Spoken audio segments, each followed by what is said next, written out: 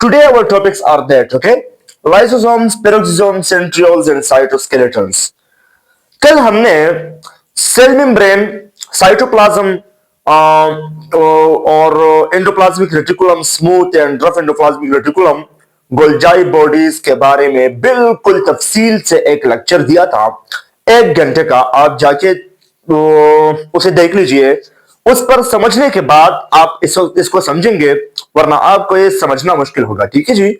ये लेक्चर जो कि there is the second lecture, second and in that lecture we will talk about these four organelles, okay? The most underrated organelles, ये बहुत ज्यादा जरूरी भी है लेकिन किसी को इसका पता नहीं है। कई लोग सेल में जानते हैं एंडोप्लाज्मिक रेटिकुलम और ज्यादा जानते हैं गोल्गी एपैरेटस और माइटोकॉन्ड्रिया वगैरह। माइटोकॉन्ड्रिया के अलावा और इसमें माइटोकॉन्ड्रिया भी शामिल करते हैं। माइटोकॉन्ड्रिया के बारे में भी बिल्कुल भरपूर, इस 5 ऑर्गेनेल्स के बारे में हम आज एक तफसील से लेक्चर देने वाले हैं। So first of all, we will talk about lysosomes. Okay, we will just remove that. What are actually lysosomes? Lysosomes. Wow. देखिए, मैं जो भी लेक्चर देता हूं उसके बाद जो कि उस लेक्चर के मुताबिक उसके साथ जो कंपैरेटिवली अल्टरनेटिव पिक्चर्स है, डिटेल्स है, टॉपिक्स है, बहुत अहमियत रखती है वरना। तो मैं अपने व्हाट्सएप चैनल पर शेयर करता हूं, तो मैं उसका लिंक नीचे दे दूंगा क्योंकि डिस्क्रिप्शन में, उसे देख लीजिए फिर, ठीक है? और इस पर भरपूर समझोगे, वरना ऐसा जो आपका कॉन्सेप्ट है वो आधा क्लियर होगा और आधा फुल होगा। इस वीडियो से 60% कॉन्सेप्ट, 40% कॉन्सेप्ट जो है आप उस पिक्चर्स, उस एक्सप्लेनेशन से क्लियर कर सकते हैं। और उसके साथ साथ आप 3D एनिमेशन वीडियोस भी देखिए कि सेल पर अच्छी तरह समझिए, ठीक है जी। और उसके साथ दूसरे टॉपिक्स और दूसरे लोगों के टॉपिक्स और लेक्चर्स भी देख लीजिए, ताकि आपकी जो नॉलेज है इसके बारे में वो 100% हो जाए। 100% तो नहीं हो सकता, लेकिन 99.9% तो हो ही जाए। ओके, हाँ, lysosomes at this is the most important organelle. और ये हमने बताया कि लाइसोसोम्स ये एक ऐसा ऑर्गेनेली है जिसका काम है हाइड्रोलाइज, ओके, हाइड्रोलाइजेशन, जिसका काम है ब्रेकडाउनिंग, जिसका काम है इंगल्फशन, जो कि जो भी फॉरेन बॉडीज आए, फॉर एग्जांपल बैक्टीरिया सेल के अंदर आ गया, ओके, मैक्रोफेजेस वगैरह, तो बैक्टीरिया जो कि आ गया अब सेल में, बैक्टीरिया सेल यूकेरियोटिक सेल से, ह्यूमन बॉडी सेल से बहुत ज्यादा छोटा होता है। और जब अंदर आ गया तो अब उससे किल करने वाला कौन होगा? वो होगा lysosomes. Okay, lysosomes will responsible to kill that, to engulf that and to degrade that. Okay, lysosomes में सबसे पहले तो लाइसोसोम्स गोल्गी बॉडीज से निकलता है। गोल्गी बॉडीज लाइसोसोम्स को पैक भी करता है, उसे बनाता भी है, उसे मॉडिफाई भी करता है। उसके बाद जो इसमें बहुत ज्यादा जरूरी एंजाइम्स है वो है हाइड्रोलाइसिस एंजाइम्स। हाइड्रोलाइसिस एंजाइम्स का काम क्या है? ये किसी बड़े मॉलिक्यूल को, फॉर एग्जांपल ग्लाइकोजन को ग्लूकोज में कन्वर्ट करेगा और ग्लूकोज स्मॉल यूनिट्स को, बड़े यूनिट्स को, बड़े मॉलिक्यूल को स्मॉल मॉलिक्यूल में कन्वर्ट करेगा और उसके साथ वाटर को ऐड करेगा। Hydrolytic reactions are those reactions in which the addition of water is occurs and the higher molecules are just break down into the lower molecules. For example, इसमें सबसे पहले तो एमाइलेज, हाँ, ये ब्रेक करे carbohydrates का काम, कार्बोहाइड्रेट्स के बड़े मॉलिक्यूल को ब्रेक डाउन करना, उस स्मॉल मॉलिक्यूल में कन्वर्ट करना, ये है काम एमाइलेज का। दूसरा number carbohydrates, okay, carbs, simple. और दूसरा है प्रोटीएज। प्रोटीएज का काम क्या है? प्रोटीएज का काम यह है कि ये प्रोटीन्स के साथ, प्रोटीन्स के बड़े मॉलिक्यूल्स, फॉर एग्जांपल इंसुलिन है, वो प्रोटीन है, ओके, उसको ब्रेक डाउन करना। फॉर एग्जांपल प्रोटीन्स को एमाइनो एसिड में तब्दील, बड़े प्रोटीन को, इंसुलिन को एमाइनो एसिड्स में तब्दील करना, प्रोटीन्स के स्मॉल यूनिट में तब्दील करना, that is the work of protease. और ये तमाम हाइड्रोलाइसिस एंजाइम है, ठीक है जी।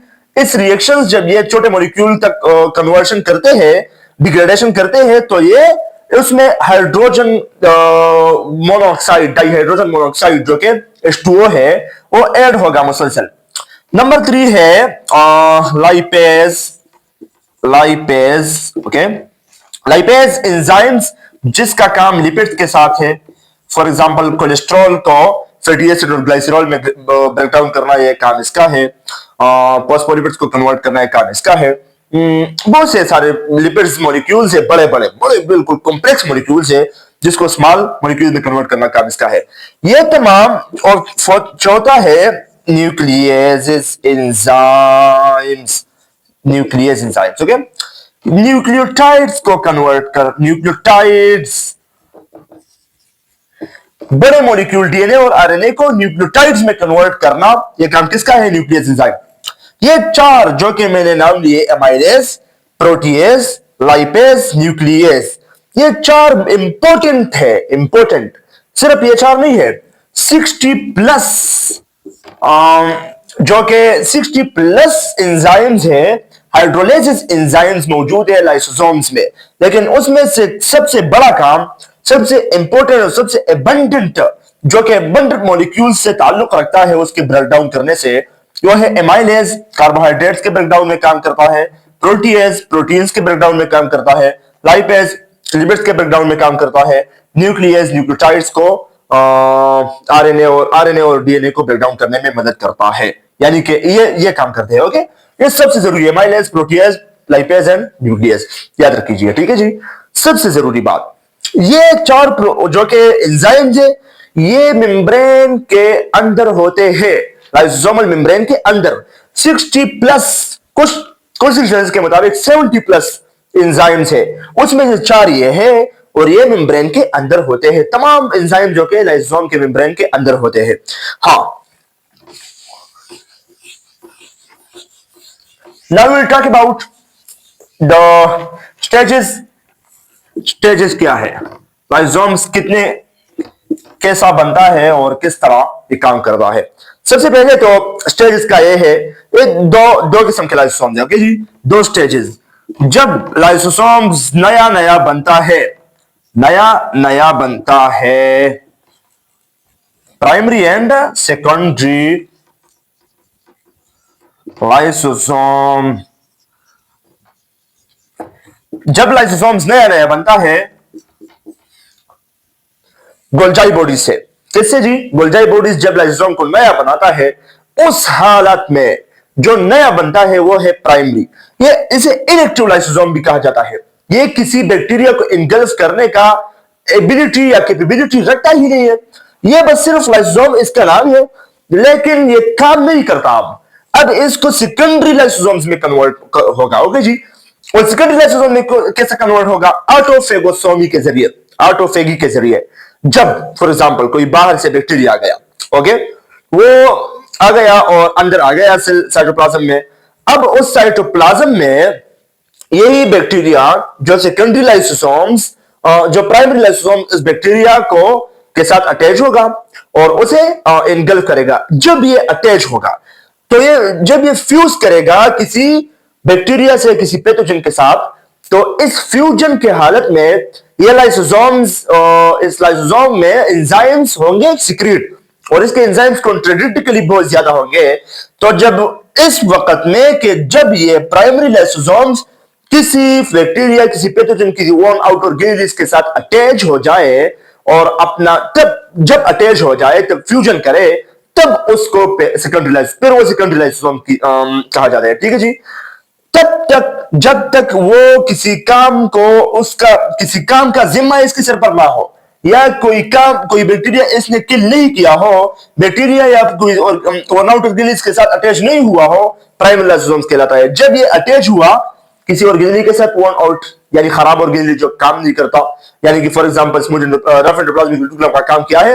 एपोप्टोसिस, ओके, और सॉरी, वन आउट ऑर्गेनिज को घेर लेता है। फॉर एग्जांपल माइटोकॉन्ड्रिया को घेर लिया, माइटोकॉन्ड्रिया खराब है, एक्सटेंड, ओके, एक्सपायर है, उस एक्सपायर माइटोकॉन्ड्रिया को घेर लिया, उसके साथ, उससे इर्द गिर्द जो कि अराउंड किसी स्पेसिफिक मेम्ब्रेन को टाइट किया, ओके, और स्पेसिफिक मेम्ब्रेन के साथ ये प्राइमरी लाइसोसोम अटैच होगा। जब ये अटैच होगा तो इसमें बहुत से हाइड्रोलाइज एंजाइम्स इससे निकलेंगे।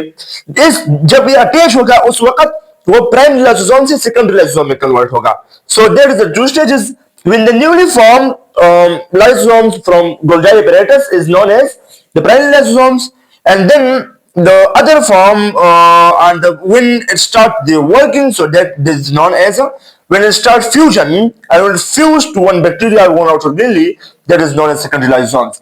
We have talked about that, okay, stages के बारे में भी कोई बातें की। अब हम कहेंगे इसके मैकेनिज्म ऑफ एक्शन के बारे में। मैकेनिज्म ऑफ एक्शन के जी कैसे काम करता है? ये दो तरह से काम करता है, यानी दो तरह से।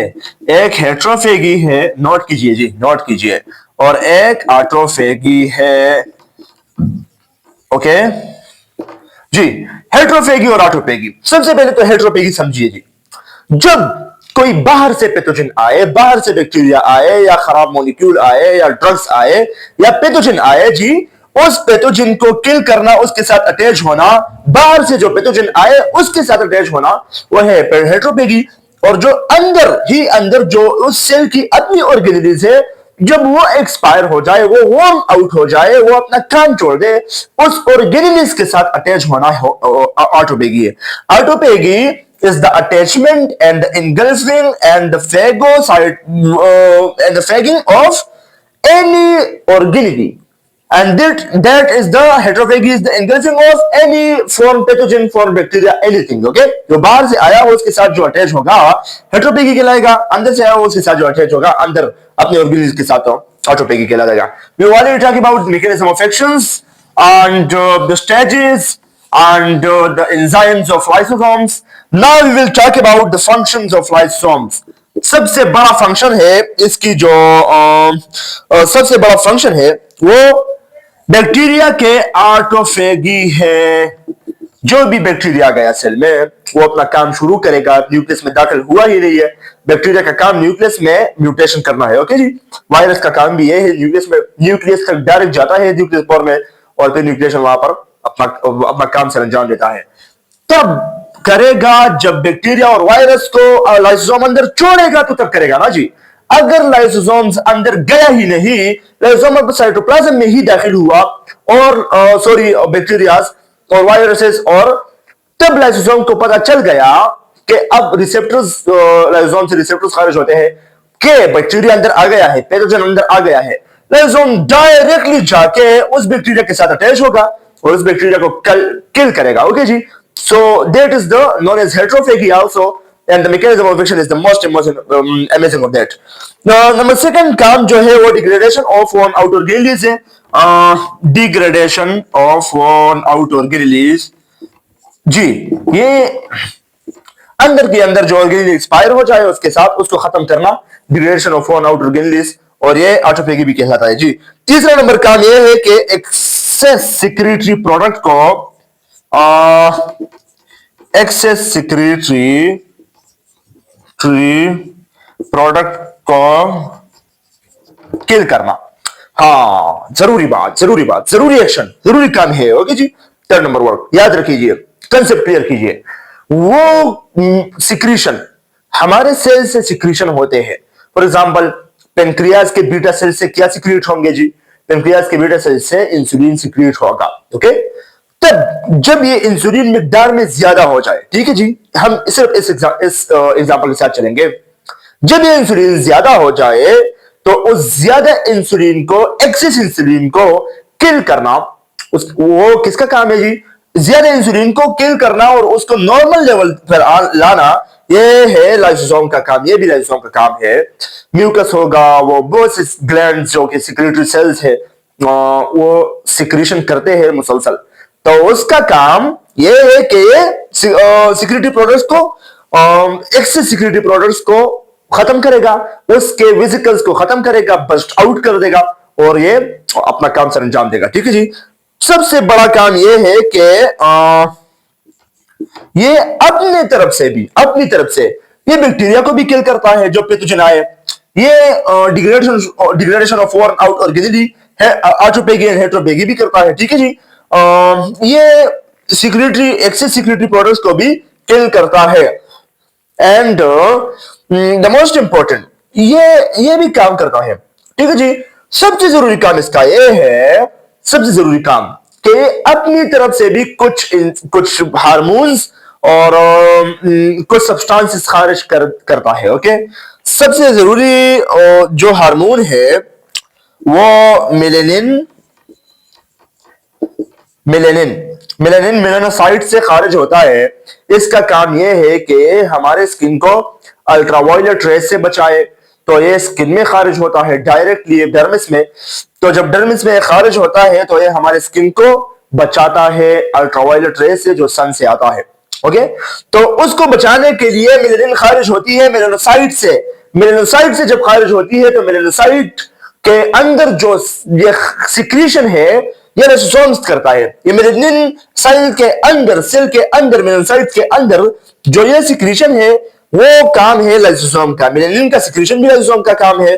और मेलेनिन हमेशा तौर पर जिस बंदे में ज्यादा मेलेनिन हो वो ज्यादा काला होगा, कम मेलेनिन हो ज्यादा कम काला होगा और सफेद होगा। ओके जी, और ये हमारे स्किन कलर को भी ब्लैक करता है, डार्क कर देता है, डोमिनेंट करते है, ठीक है जी। और एक बात और जानिए कि डोमिनेंट कलर वो एक रिसेसिव कलर होता है, एक dominant. The extra information, dominant colour हर दुनिया में डोमिनेंट कलर क्या है जी? ब्लैक है। ओके जी। White is the recessive colour. इस पर बाद में समझेंगे जेनेटिक में, लेकिन मेलानिन सिक्रीट करता है हमारी लाइसोसोम हमारा मेलानिन को सिक्रीट करेगा, ठीक है जी। Just moving forward, we will discuss the another enzyme, perforin. Granzymes are also secreted by lysosomes. पेरफोरिन और ग्रेन्जाइम्स। पेरफोरिन वो एक ऐसा एंजाइम है, ये एक ऐसा हार्मोन है जो कि पोर फॉर्मिंग प्रोटीन है, एक ऐसा हार्मोन है ना। तो हार्मोन होगा प्रोटीन नेचुरली, और ये नेचुरल किलर सेल में और बी लिम्फोसाइट सेल में, साइटोटॉक्सिक बी लिम्फोसाइट सेल में ये खारिज होता है और ये भी खारिज होता है ताकि किसी दूसरे एंटीबॉडी के, किसी दूसरे पैथोजन के खिलाफ एंटीबॉडी बनाए, और ये इसमें काम करता है जी। और दूसरा सबसे जरूरी जो कि इसकी इखराज है वो सेरोटोनिन है। सेरोटोनिन का नाम आपने सुना होगा। सेरोटोनिन का इखराज भी मास्ट सेल से यही करता है। कौन करता है? पेरफोरिन, ग्रेन्जाइम्स, मेलानिन एंड सेरोटोनिन। ये चार हार्मोन्स और एंजाइम्स है जो कि करता है कौन किसका सिक्रीशन करता है? लाइसोसोम्स रिस्पांसिबल है for secretion of that four types of hormones. Okay, ये सिर्फ मिसाल है, बहुत से ऐसे हार्मोन्स भी है जो कि लाइसोसोम्स अपनी तरफ से सिक्रीट करता है। The lysosomal story is just and. Now we just forward to the peroxisomes. Okay, peroxisomes, ठीक है।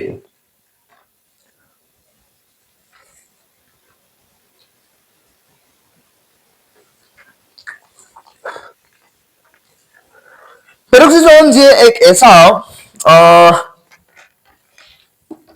लाइसोसोम्स किससे पिंच्ड ऑफ हुआ था?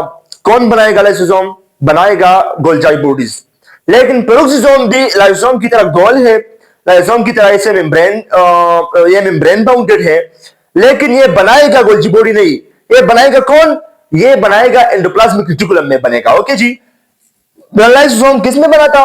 वो बना था गोल्जाई बॉडीज में, लेकिन ये एंडोप्लाज्मिक रेटिकुलम में बनेगा। मेड या pinched of from endoplasmic reticulum. जरूरी बात, नॉट दैट। ओके, हाँ, एंजाइम्स इसमें कौन कौन से हैं? इसमें ऑक्सीडेजेस एंजाइम्स होंगे, वो जो ऑक्सीडेशन रिएक्शन करता है, इसके काम हम जानेंगे। लेकिन इसमें एंजाइम्स कौन से हैं? लाइसोसोम में तो एमाइलेज, प्रोटीएज, लाइपेज और न्यूक्लियस हिस्सा है, बहुत से 60+60+ एंजाइम्स है। इसमें कौन कौन से स्पेसिफिकली एंजाइम्स है? Now you just naming that, okay. Catalase enzymes, okay, enzymes are catalase 1, catalase number 2 urate, number 3 is the oxidase, and number 4 is the d-amino oxidase। जी, इनके काम भी बता देंगे, ठीक है जी। यूरेट, यूरेट करता है प्यूरिन को यूरिक एसिड में कन्वर्ट करता है। कौन सा हार्मोन जी? यूरेट। प्यूरिन को यूरिक एसिड में कन्वर्ट करने वाला हार्मोन जो कि एंजाइम है जिसमें काम करता है वो है purine urate, okay. Catalase, oxidase और डीएमाइनो ऑक्सीडेज एंजाइम ये भी मौजूद है इसमें, और बहुत से एंजाइम इसमें भी है। ऑक्सीडाइज एंजाइम जो ऑक्सीडेशन रिएक्शन में काम करता है जी, ठीक है। और इसका काम क्या है? इसका काम क्या है? द मोस्ट इंपॉर्टेंट, इसके काम पर जल्दी आइए जी, ठीक है। I will just coming to the work, not the enzymes, catalase, urate, oxidase, and deamino oxidase. Functions. What are the functions? What are the functions? जी, beta oxidation, beta oxidation, oxidation. ये oxidation, beta oxidation fatty acid को, जो कि small unit है fatty acid, okay, lipid का, fatty acid को break down करता है, ऑक्सीडाइज करता है। और ये सबसे जरूरी काम है फैटी एसिड को ब्रेक डाउन करना, उसकी बीटा ऑक्सीडेशन करना, ये जरूरी काम है इसका, पेरोक्सोसोम का, okay. The most and most function. The number second function is detoxification. इस पर थोड़ा सा बहस करना लाजिम है, ओके। डिटॉक्सिफिकेशन, ये डिटॉक्सिफिकेशन भी करता है लिवर सेल है, ओके जी, liver cells, hepatic cells. Liver का काम क्या है? डिटॉक्सिफिकेशन। फॉर एग्जांपल, हमने जो लोग अल्कोहल पीते हैं, अल्कोहलिज्म करते हैं, या टॉक्सिक सब्सटेंसेस खाते हैं, या दवाइयां खाते हैं, टैबलेट्स और कैप्सूल्स खाते हैं, उसमें टॉक्सिक सब्सटेंसेस है तो इंटेस्टाइन में जाता है, इंटेस्टाइन में वेलाइस के जरिए एब्जॉर्ब होता है, ब्लड प्लाज्मा में जाता है, ठीक है, जो टॉक्सिक सब्सटेंस, और ब्लड जो कि रेगुलेट होता है सर्कुलेशन के जरिए, और वो एक सेकंड, एक मिनट के मुताबिक लिवर से पास आउट होता है। तो लिवर उस ब्लड प्लाज्मा से टॉक्सिक सब्सटेंस को खींच लेता है अपनी तरफ, और फिल्टर ब्लड लिवर से दूसरी तरफ पास आउट हो जाता है, ठीक है जी, सिंपल कंसेप्ट है।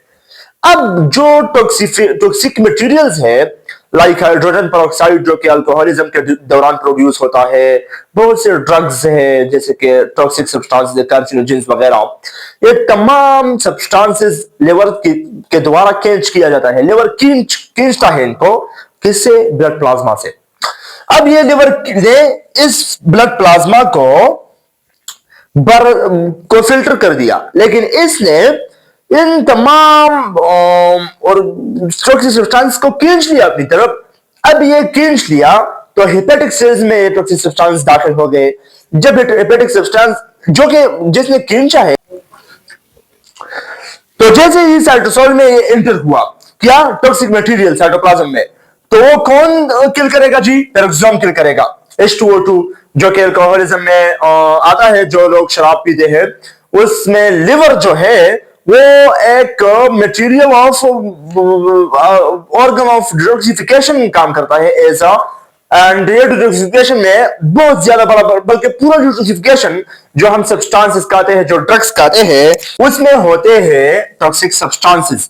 तो उसको डिग्रेड करना, उसको किल करना, H2O2 जो सेलुलर लेवल पर ये सब्सटेंस डिटॉक्सिफिकेशन की जाती है। सब्सटेंस की लिवर में हेपेटिक सेल्स है, डिटॉक्सिफिकेशन हुई, ब्लड जो कि रेगुलेशन होती है।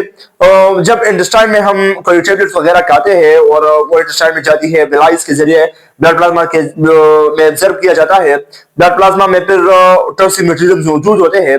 हर मिनट, हर सेकंड रेगुलेशन होती है, लिवर से ब्लड पास होती है।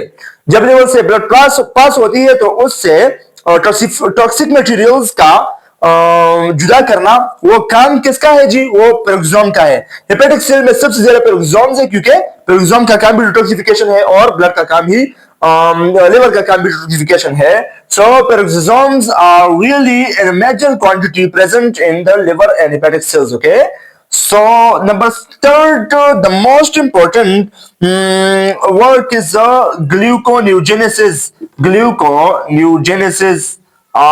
Gluconeogenesis is the most important part. Okay, ठीक है। एडिपोस सेल्स, एडिपोसाइट्स, तो इसको एनर्जी में कन्वर्ट किया जाता है।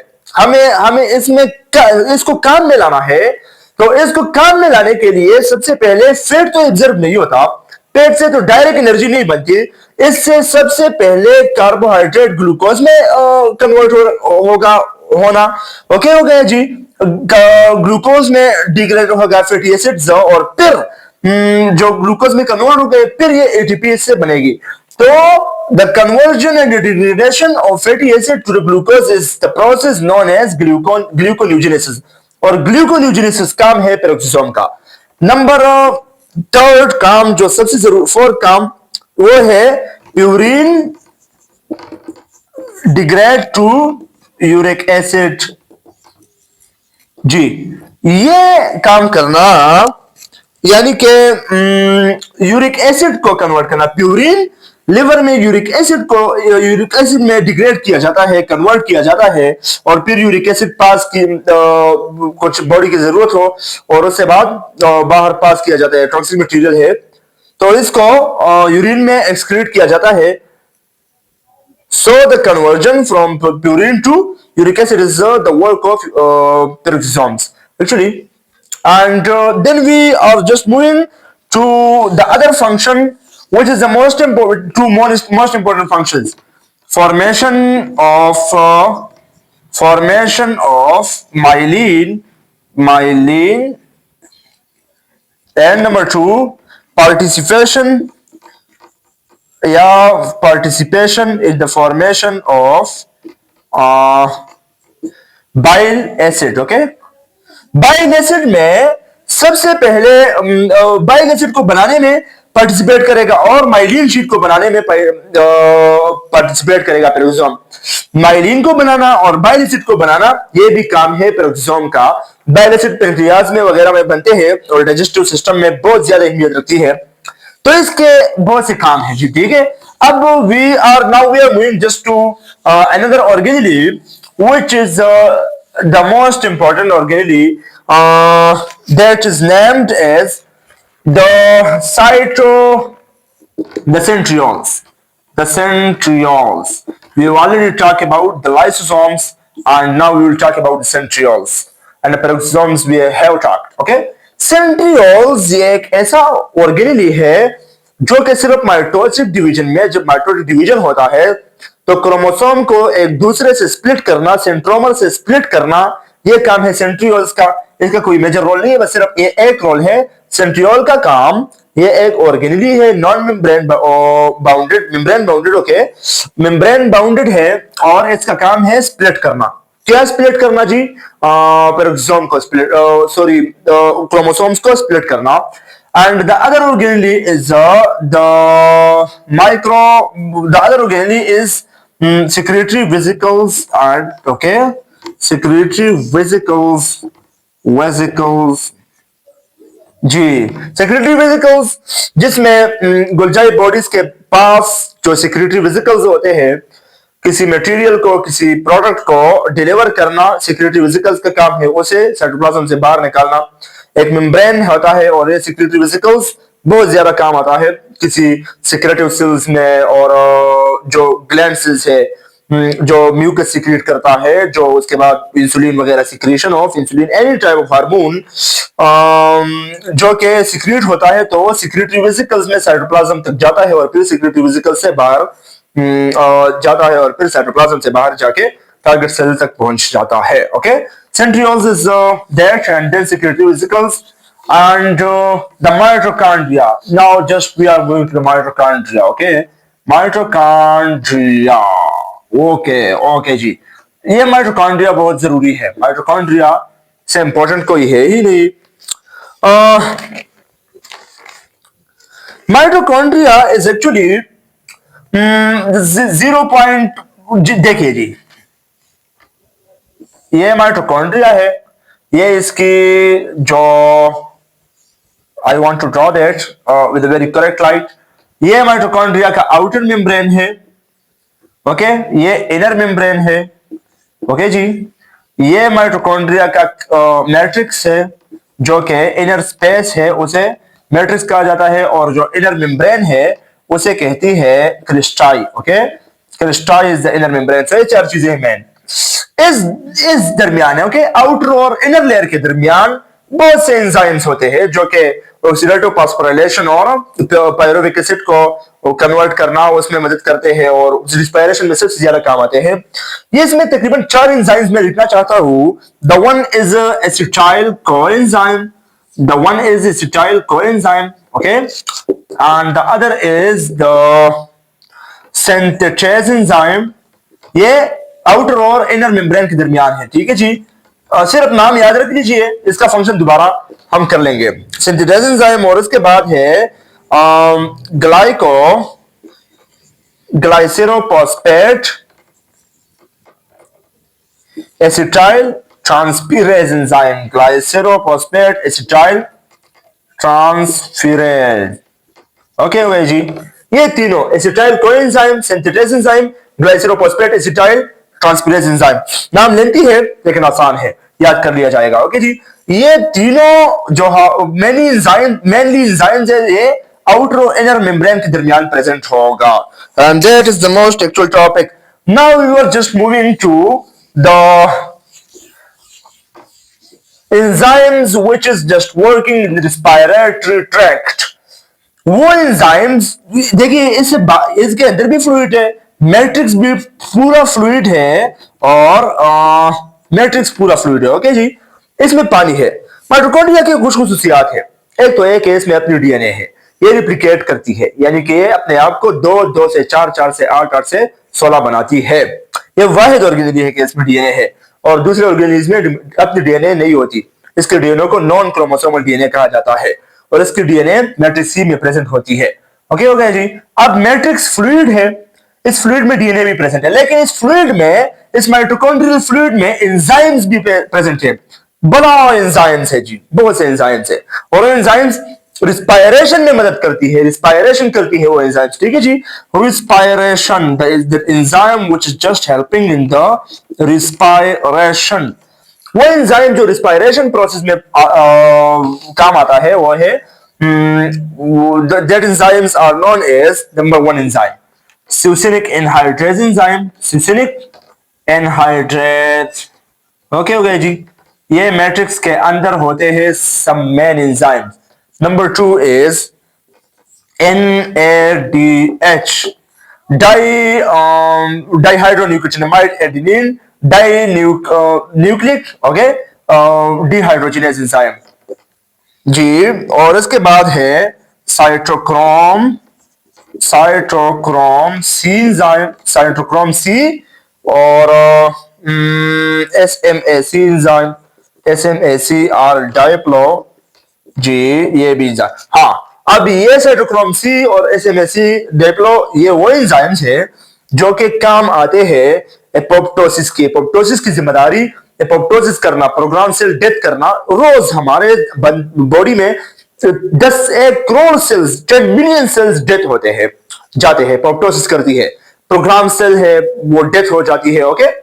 So the process of programmed cell death is known as apoptosis, and apoptosis is responsibility of mitochondria due to that enzyme. That SMAC, cytochrome C, and diplo, this enzyme will be secreted from mitochondria for the process of apoptosis. First of all, the stimulus will come to secrete these enzymes, and apoptosis will be done, inshallah. Okay जी, ये enzymes आप सिर्फ याद रखिए कि ये apoptosis में काम आती है, cytochrome C, SMAC and Diablo, okay. इसके बाद सबसे जरूरी एंजाइम है, वो है ATP synthase enzyme. ATP synthase enzyme जरूरी, सबसे जरूरी एंजाइम है। ये वो एंजाइम है, एटीपी सिंथेज एंजाइम, अगर आपको नजर नहीं आता तो बात सुनिए। एटीपी सिंथेज एंजाइम वो एंजाइम है जो कि एटीपी को बनाने में बस मदद करती है। Enzyme, now we are studying enzyme.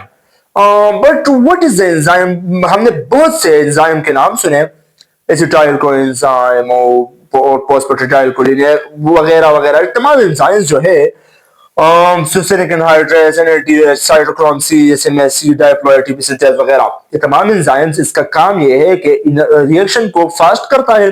Reaction की एक्टिवेशन एनर्जी, जो रिएक्शन को जो एनर्जी चाहिए उस रिएक्शन के लिए, वो एनर्जी कम करता है और तकरीबन 1 अरब गुना टाइम्स किसी रिएक्शन को ये फास्ट करता है, biomedical reactions. Okay, so enzymes are the biocatalyst which increase and fast the reaction, okay, and reduce the activation energy of the reaction।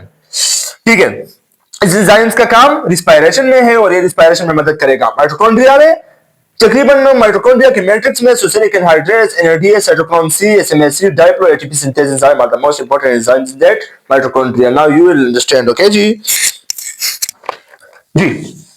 we are just moving to mitochondrial working functions।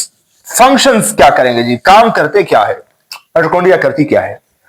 The most important function, energy production, energy production. Okay जी, energy production जी। No, apoptosis, apoptosis, ये दोनों जरूरी काम है। Number 3, calcium storage, storage. Number 4, इसके अलावा degradation, degrade worn out ऑर्गेनिली,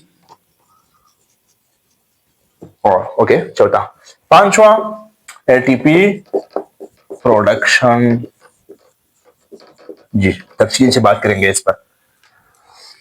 energy production, जो मॉलिक्यूल फॉर एग्जांपल ग्लाइकोजन है, ग्लूकोज में कन्वर्ट हो गया, अब ग्लूकोज से एनर्जी बनेगी, एटीपी प्रोडक्शन होगी, उसके दरमियान एनर्जी बनेगी और एनर्जी एटीपी के लिए से होगी। वो एनर्जी प्रोडक्शन का काम मेनली माइटोकॉन्ड्रिया का है, बल्कि mitochondria is also known as the power house, so the power is producing by the mitochondria। The main function of the mitochondria is the ATP synthesis and the energy synthesis।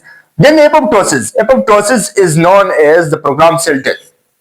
What is the apoptosis? Apoptosis is known as the programmed cell death। हमारे बदन में, मैंने बताया ना जी, body में 1 crore sales जो कि रोज मरते हैं, रोज 1 करोड़ सेल्स दोबारा प्रोड्यूस होते हैं माइटोटिक डिवीजन के जरिए से। ओके जी, तो एपोप्टोसिस प्रोग्राम सेल डेथ जो कि साइटोक्रोम सी, एसएमएससी एंड डायप्लो ऑर्गेनिल्स के एंजाइम्स के जरिए से होती है, और वो एंजाइम जिस माइटोकॉन्ड्रिया के अंदर है। और apoptosis process is responsibility of mitochondria. Then the calcium storage, ये हमारे मसल कंट्रैक्शन के लिए कुछ कैल्शियम स्टोर भी करता है। उसके अलावा एंडोप्लाज्मिक रेटिकुलम भी स्टोर करता है, गोल्जाई बॉडीज भी स्टोर करते हैं। ओके जी, dehydration of worn out organelles भी करते हैं जी, वर्न आउट खराब ऑर्गेनिल्स को डिग्रेड करता है। ये इसके फंक्शंस थे। Now we are just moving to the mitochondria, some main properties. क्या है इसके अंदर, कुछ प्रॉपर्टीज है या नहीं है? खुसूसियत तो एक ये है कि इसमें अपनी डीएनए है, दूसरा ये है कि इसे पावर हाउस कहते हैं। ओके, तीसरा ये है कि एपोप्टोसिस का बड़ा प्रोसेस जिससे हमारा होमियोस्टेसिस ऑफ सेल होता है, वो भी एपोप्टोसिस का अमल, वो भी माइटोकॉन्ड्रिया के जरिए से होता है। सबसे बड़ा जो कि दूसरा फंक्शन है, तीसरा, वो है कैल्शियम स्टोरेज। ये भी एक बड़ी खुसूसियत है कि कैल्शियम स्टोर करती है और फिर हमारे कॉन्ट्रैक्शन में मदद करती है। ठीक है जी, और then we are just moving from mitochondria to the ribose membrane bounded organelles. हमने खत्म कर दी, हमने पेरोक्सोम्स, लाइसोसोम्स, माइटोकॉन्ड्रिया, सेंट्रियोल्स और सेक्रेटरी वेसिकल्स के बारे में बात कर लिए। ओके जी, अब आएंगे नॉन मेम्ब्रेन बाउंडेड ऑर्गेनेल्स या और non membrane bounded organelles. Okay जी, or we can also say the organelle without membrane। Okay, हमने जो भी लेक्चर नंबर 1 और लेक्चर नंबर 2 में इसमें अब तक जो भी ऑर्गेनेल डिस्कस एंडोप्लाज्मिक रेटिकुलम हो गया, गोल्जाई बॉडीज हो गए, माइटोकॉन्ड्रिया हो गई, लाइसोसोम और पेरोक्सोम एंट्रोसोम्स हो गए, या सिक्योरिटी वेसिकल्स हो गए, या उसके अलावा सबसे जरूरी सेंट्रियोल्स हो गए। ओके जी, ये तमाम इससे एक मेम्ब्रेन बाउंडेड है, ये एक मेम्ब्रेन में बंद है। ओके, और मेम्ब्रेन में जो बंद नहीं है वो सिर्फ दो ऑर्गेनेलिज है। दो ऑर्गेनेलिज के अलावा तमाम मेम्ब्रेनस ऑर्गेनेलिज है, और इस दो ऑर्गेनेलिज में इस पर मेम्ब्रेन नहीं चढ़ा हुआ, सो इसे नॉन मेम्ब्रेन बाउंडेड कहते हैं। उसमें एक आता है राइबोसोम। ओके जी, ribosomes. And the number second is cytoskeleton. Cytoskeleton, इसके बारे में जरूरी बात करेंगे। राइबोसोम्स, राइबोसोम्स इस ये मेम्ब्रेन में नहीं बन, और राइबोसोम्स के बारे में बात करें तो तकरीबन ये 35% प्रोटीन है। ओके जी, और 65% आरएनए है, और ये जिस आरएनए से बना है उसे कहते हैं आरआरएनए, राइबोसोमल आरएनए। 35% प्रोटीन से बना है, 65% इसमें आरआरएनए है। राइबोसोम्स के दो पार्ट्स है, दो टाइप्स है, सॉरी। एक है freely movable type, freely movable ribosome, and दूसरा attached ribosome. Attached ribosome. Okay, freely movable ribosomes वो जो साइटोप्लाज्म में फ्री घूमते हैं, और अटैच्ड राइबोसोम्स वो है जो एंडोप्लाज्मिक रेटिकुलम के साथ अटैच है, जिसकी वजह से endoplasmic reticulum rough endoplasmic reticulum बन चुका है, और इसका काम है प्रोटीन्स बनाना। हाँ, इसके फंक्शंस क्या है, अब इसके फंक्शंस पर जरूर आते हैं जी। ठीक है, ये नंबर 1, 2, 3 और 4 किस्म के प्रोटीन बनाते हैं। Enzymatic protein, enzymatic protein, hormonal protein. Okay जी, हार्मोनल प्रोटीन। ओके, जो हार्मोन्स होते हैं, जो लाइसोसोम जिससे बनी है वो प्रोटीन लाइसोसोमल प्रोटीन भी कहलाते हैं। और उसके अलावा प्लाज्मा लेमा प्रोटीन, जिससे प्लाज्मा मेम्ब्रेन बनता है, प्रोटीन्स। ओके जी, ये आपको नहीं नजर आएगा। सो राइबोसोम्स का काम क्या है? एंजाइम्स बनाना, हार्मोन्स बनाना, लाइसोसोमल प्रोटीन बनाना, और नीचे है प्लाज्मा लेमा प्रोटीन्स बनाना। ओके हो गया जी। ये प्लाज्मा लेमा प्रोटीन्स तकरीबन बहुत से हैं, चैनल प्रोटीन्स हो गया, carrier protein, junction protein, adhesive proteins, उसके अलावा इंटीग्रल और इंटीग्रल पेरिफेरल प्रोटीन में सब आते हैं, एक्सटेंसिव और इंटेंसिव प्रोटीन में। हो गए जी, जो कि एंटीजन्स है, हार्मोन रिसेप्टर्स है, जो कि हमारे साइटोप्लाज्म से बाहर और अंदर लगे हुए हैं, that all are making by ribosomes. Okay, now we और जी इस राइबोसोम्स में एक बड़ा यूनिट होता है और एक छोटा, तकरीबन 40 स्वेटबर्ग यूनिट और 25 स्वेटबर्ग यूनिट छोटे वाला, 40 स्वेटबर्ग यूनिट बड़े वाला। रफ एंडोप्लाज्मिक रेटिकुलम के साथ जो अटैच है वो बड़े यूनिट है, यानी कि 40 स्वेटबर्ग यूनिट है। ये एक यूनिट है, और स्वेटबर्ग साइंटिस्ट ने ये यूनिट इसके लिए डिराइव किया है। और 25 स्वेटबर्ग यूनिट कौन से है जी? वो है जो कि फ्रीली मूवेबल साइटोप्लाज्म में है, वो है इस साइज के। मेम्ब्रेन बाउंडेड में ये तो हो गई बात किसकी जी? राइबोसोम्स की। नॉन मेम्ब्रेन बाउंडेड में दूसरी ऑर्गेनेली जो है वो है साइटोस्केलेटन।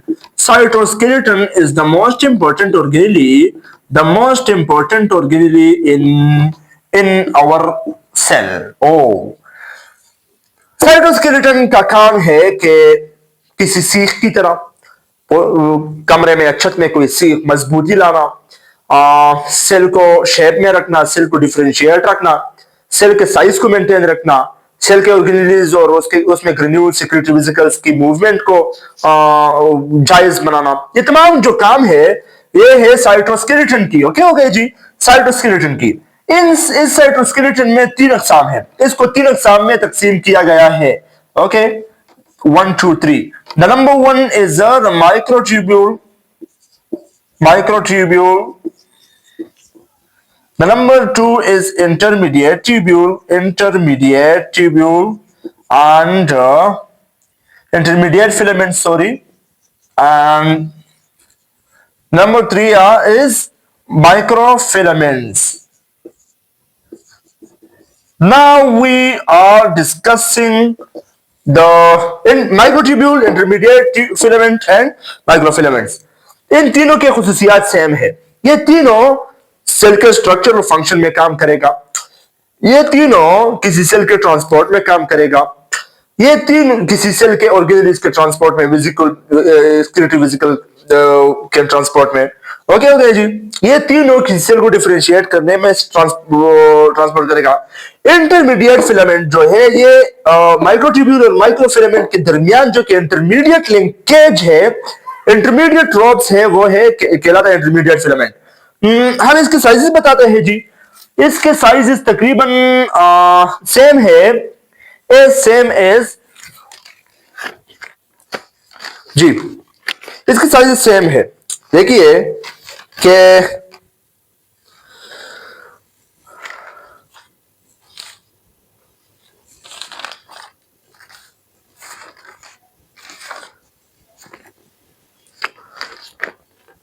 इसके अब इसकी साइजेस बताते हैं। माइक्रोट्यूब्यूल जो है वो स्ट्रेट है, वो बने हुए हैं, ये बने हुए हैं किस प्रोटीन से जी? ये बने हुए हैं alpha and beta tubulin, tubulin protein से। ओके ओके जी, और इसकी साइज जो वो 15 नैनोमीटर है, 15 to 20 नैनोमीटर जी। इंटरमीडिएट फिलामेंट तकरीबन ये बना हुआ है फाइब्रस प्रोटीन से, और इसकी शेप भी फाइब्रस है, और इसकी शेप ट्यूब शेप है। आपको शेप मेंशन किया गया है हमारे व्हाट्सएप चैनल में, लिंक नीचे डिस्क्रिप्शन में है, जाइए और उसे देख लीजिए, ठीक है जी। वो और माइक्रोफिलामेंट्स है बने हुए हैं एक्टिन एंड मायोसिन से, और इसकी साइज 3 to 6 नैनोमीटर है।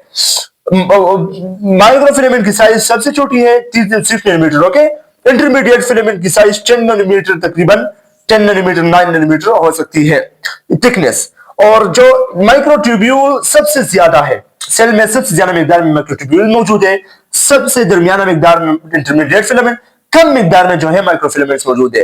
तीनों का काम क्या है जी? Structurization of cell and differentiation of cell.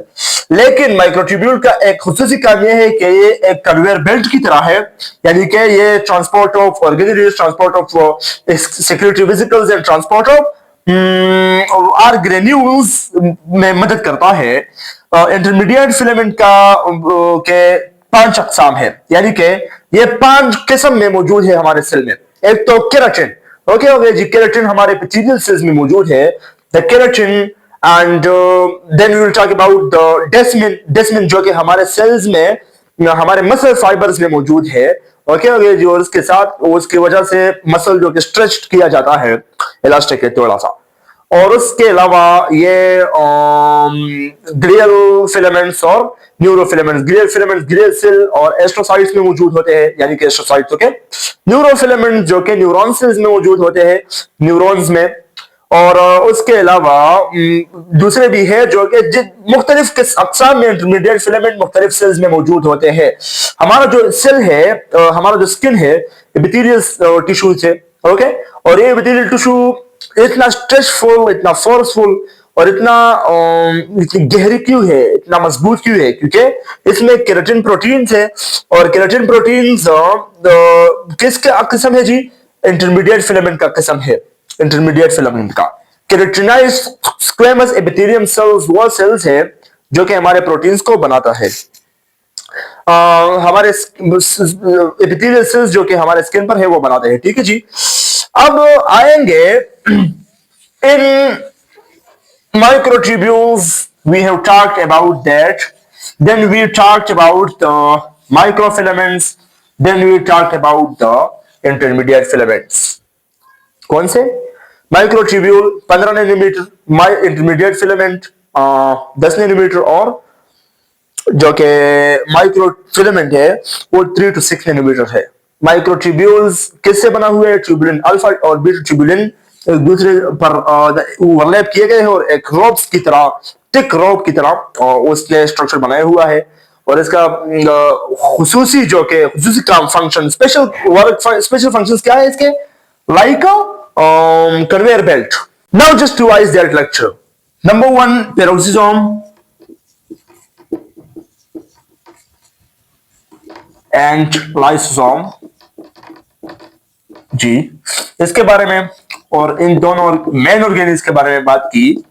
उसके बाद सेंट्रियोल्स के बारे में बात की और डिटेल से हमने इसको डिस्कस किया। उसके बारे में मेम्ब्रेन बाउंडेड ऑर्गेनिज के बारे में बात की और माइटोकॉन्ड्रिया के बारे में तफसील से बात की। ये तमाम ये जो है ये तो साइटोप्लाज्मिक ऑर्गेनिज हो गए जी, ठीक है। फिर लाइसोसोम का काम क्या है जी? इनगल्फन डिग्रेडेशन ऑफ पैथोजेंस वगैरह, डिग्रेडेशन ऑफ ऑर्गेनिज जो कि वन आउट हो गए हैं। उसके साथ साथ हमारे बहुत से ऑर्गन्स ऑर्गेनिज स्मॉल ऑर्गन्स जो कि लाइसोसोम इसको खराब करेगा, इसको किल करेगा। पेरोक्सिसोम का काम क्या है जी? टॉक्सिक मटेरियल्स को हमारे बॉडी से, हमारे सेल से रिमूव करना इसका काम है। सिर्फ मेन फंक्शन। ओके, सेंट्रियोल्स का काम क्या है? माइटोकॉन्ड्रिया डिवीजन में क्रोमोसोम्स को स्प्लिट करना। और माइटोकॉन्ड्रिया का काम क्या है जी? Power house of the cell, apoptosis of the cell is due to that. And membrane boundary organelles में राइबोसोम्स और साइटोस्केलेटन इंक्लूडेड है। राइबोसोम्स का काम क्या है? Protein making. कितने प्रोटीन्स बनाते हैं? Hormonal protein, enzymatic protein, lysosomal प्रोटीनों और प्लाज्मा प्रोटीन्स। और साइटोस्केलेटन का काम क्या है? Structurization, differentiation of cell membrane and cell. Okay, that all are organelles of cytoplasm. And now we will discuss the nucleus. That will be most interesting because nucleus is the most interesting part of our cell. About 10% of our nuclear or cell part, our cell area is just covered by nucleus. Okay. Then lysosomes, peroxisomes, mitochondria, cytoskeleton, secretory vesicles, ribosomes वगैरह, ये तमाम जो के organelles है cytoplasm के। And that are really very curiosing that we have discussed about that. Okay, उसके अलावा हमने तो ये बताया साइटोस्केलेटन और राइबोसोम्स के बारे में, इसमें तफसील बताया। पेरोक्सिसोम, लाइसोसोम्स और सेंट्रियोल्स और इसके साथ साथ सेंट्रोसोम्स वगैरह के बारे में भी बातें की जी। हमने lecture number 1, okay, lecture 1 and 2 के अंदर जो कि पहला नंबर लेक्चर अपलोड किया गया है और दूसरा नंबर लेक्चर जो अब है, इसमें ऑर्गेनेल्स के बारे में और सेल मेम्ब्रेन के बारे में बातें की है। लेक्चर नंबर 3 में हम बात करेंगे सारी की सारी न्यूक्लियस के अंदर बहुत से अशिया है, क्रोमोसोम्स, क्रोमैटिन्स और जीन्स वगैरह। ओके जी, हम इसके बारे में बात करेंगे। और लेक्चर नंबर 4 में, साइटोलॉजी के लेक्चर नंबर 4 में, सेल फिजियोलॉजी के, हम बातें करेंगे सेल की कुछ टर्मिनोलॉजीज के बारे में। वो टर्मिनोलॉजीज आपके लिए जरूरी होगा, यानी कि सेल डेथ, एपोप्टोसिस वगैरह और नेक्रोसिस। उसके साथ साथ तो सेल स्टेम सेल्स के बारे में कुछ बातें करेंगे और सेल के थोड़ी टर्मिनोलॉजीज। ये वीडियो मुख्तसर होगी। लेक्चर नंबर 3 जो कि न्यूक्लियस के बारे में होगा, ये बहुत तफसील होगा। लेक्चर नंबर 1, 2 तो आपने ऑलरेडी देख लिए, ठीक है जी। ऑर्गेनेल्स के बारे में आपको समझ आया होगा। अगर समझ आया नहीं है थोड़ा सा, तो कंसेप्ट क्लियर करने के लिए जो कि इसके अल्टरनेटिव नोट्स और पिक्चर्स है, मैंने व्हाट्सएप में अपलोड किए हैं, आप जाके उसे देख लीजिए और अपना कंसेप्ट 99.9% क्लियर कर लीजिए, ठीक है जी। That will be most important for you. That 4 lectures. That is the known as cytology, and cytology will be covered in that lectures. Okay, and after that we'll start the blood fluids and blood. Okay.